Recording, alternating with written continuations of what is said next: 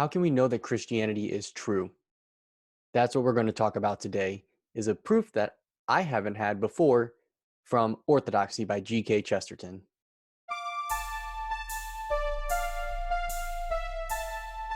And so the reason I want to talk about this today is because I recently finished Orthodoxy by Chesterton, and I found it to be absolutely delightful. It was great, obviously all the way through, but I finished it up a couple of days ago now on Wednesday evening. It was a first 70-degree day here in Indiana, at least in Indianapolis. Maybe southern Indiana's gotten some warmer weather.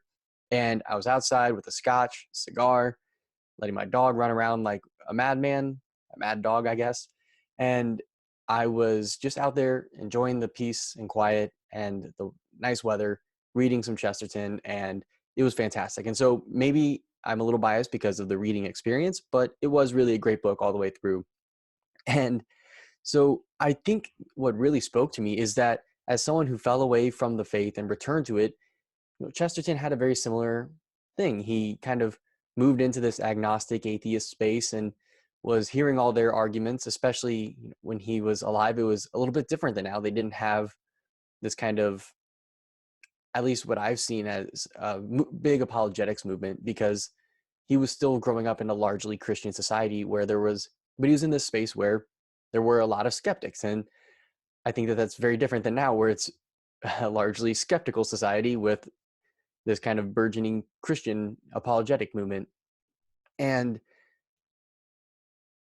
he talks about how he came back to this by hearing the arguments of Christians and really good arguments by Christians and the bad arguments of atheists. And I found myself in the same boat, kind of moving through the podcast realm, just hearing the arguments of people like Ben Shapiro and some of the Daily Wire guys, some of Jordan Peterson giving arguments in favor of the veracity of these stories in the Bible, just all sorts of people who were a lot smarter than me taking it seriously. And I decided then at least to take it seriously. And when I did that, I found myself being led back to my Catholic faith.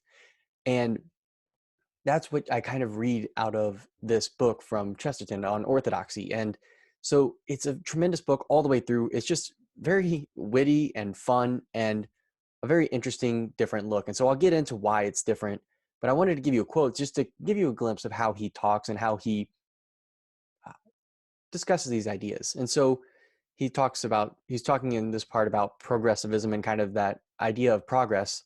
And he says, progress is a metaphor from merely walking along a road, very likely the wrong road. But reform is a metaphor for reasonable and determined men. It means that we see a certain thing out of shape and we mean to put it into shape, and we know what shape.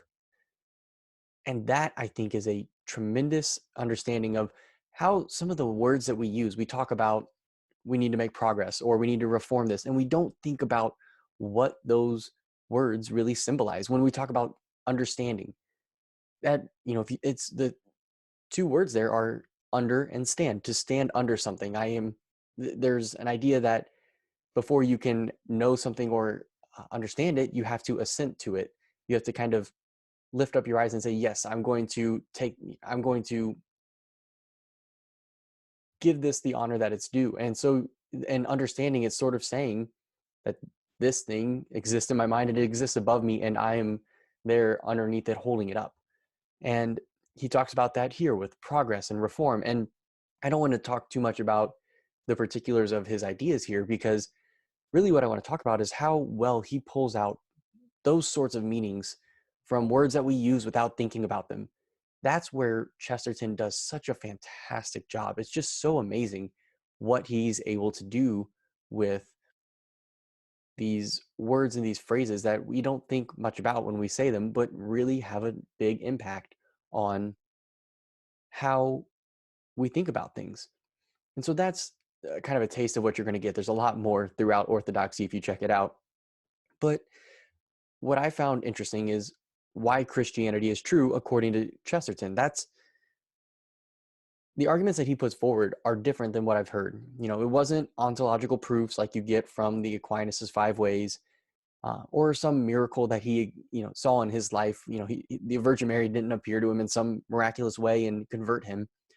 It was far more humble and just normal and relatable, right? It doesn't require lofty philosophy. It just requires a little bit of logic and reason.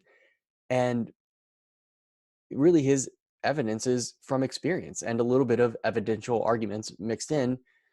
He just is able to demonstrate the problems that people raise with Christianity aren't true. We have these, he keeps talking about these paradoxical ways that people criticize Christianity. It's too pacifistic and it's, warmongering. And you can't have those two things exist at once. And all sorts of paradoxes there. And he realizes, and trying to see which one of those is true, that neither of them are. And he talks about truisms about Christianity, that all priests are bad, or yeah, I can't even exactly remember the one with the priest, but just these sort of truisms that, oh yes, that's the case, right? Everyone knows that science disproves religion, right? That's kind of a modern truism that everyone knows this, but really it isn't true when you look into the claims being made. And he walks through a bunch of those sort of flippant claims that are supposed to lead you to atheism or argue in favor of atheism or at least agnosticism. But he says that as someone who is trying to believe in sort of, or kind of was attempting to move away from his Christianity towards an agnostic or atheistic position, found those arguments wanting and saying, maybe this isn't as good of an argument against Christianity. These are not good, or rather, these are not good arguments flat out. And he talks a lot about the different well, he kind of uses Occam's razor or the Sherlock Holmes method, however you want to look at it. But basically what his argument is that he's seen all these arguments in favor of atheism. He's given it its best hearing that he can, and found that none of them can tear down Christianity or hold true. And so when he sees that, he says, well, if that can't be true, then this has to be sort of the truth, right? When Christianity is the only thing that's left standing when you test everything else against it, then it must be the true thing. And he talks about how it is the thing that fits with his experience of the world.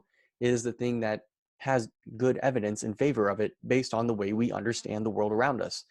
And it's not, again, an ontological proof. You may not win over atheists with this, but I think you will get a lot of people who are atheist agnostic to at least be open to the ideas better by reading this book. And especially the people who want to believe in something, the people who are kind of your pagan-ish people, that have spiritual but not religious, or your fallen away Catholics, I think, or fallen away Christians in general. I think this is a fantastic book for people like that. And the other thing that's very interesting is his path to belief. After reading this last night, I finished it. I only had a few pages left. I picked up Descartes' discourses, or his meditations on first philosophy. And after finishing Orthodoxy, it just was a polar opposite. And I thought that it was very interesting to see that, because Chesterton sort of talks from his experience of the world. Throughout his work, he discusses, you know, how he came to Christianity through these experiences and presents these arguments from experience and all of that. But he doesn't really work it out systematically, like I said, whereas Descartes really does work it out systematically. He discusses how we have to get to the basic axioms. What are the things that I know have to be true? And then we can work our way up from there, from that foundation, sort of like the geometric proofs that you have, right?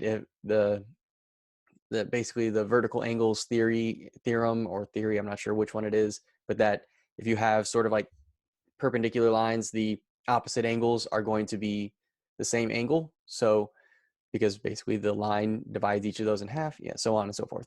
And you can get a lot of different things that build on top of those basic principles, and you can do very incredible geometric proofs with that. And so that's how Descartes does it. It's this very analytical, doubts everything, including his own experience and his experience of his body.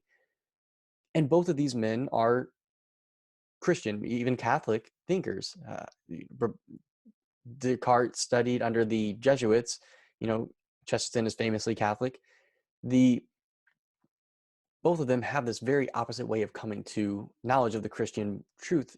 And I think that that's beautiful. I think that that's one of the things that Chesterton uncovers and discusses in his book, is that once you believe and assent to the Christian life, it just opens up the world to this land of wonder and joy, and you can believe in elves and fairies and all these magical things.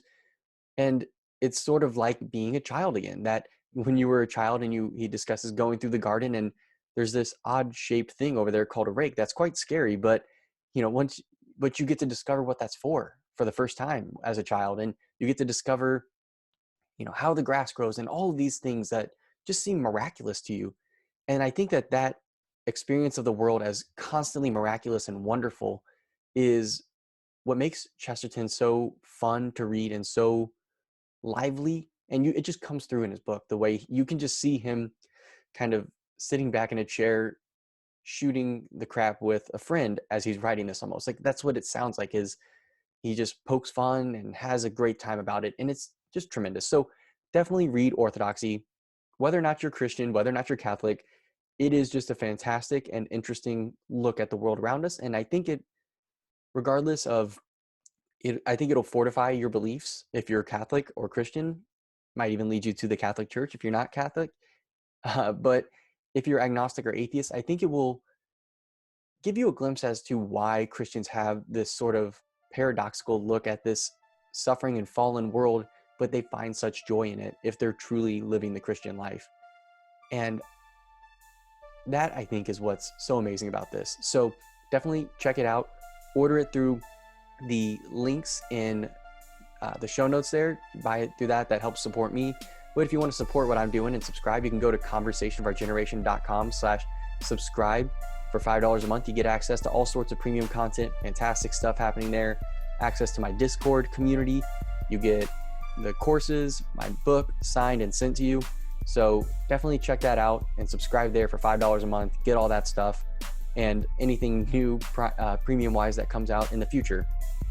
And you can also, now the course is available for the Golden Mean. You can buy that on my website. Just go to conversationofourgeneration.com/shop and you can buy that, or the my book as well. So either one of those, you can buy it through that. So check that out. And thank you for listening to this episode of The Conversation of Our Generation. Let's get the dialogue going. I'll talk to you next time.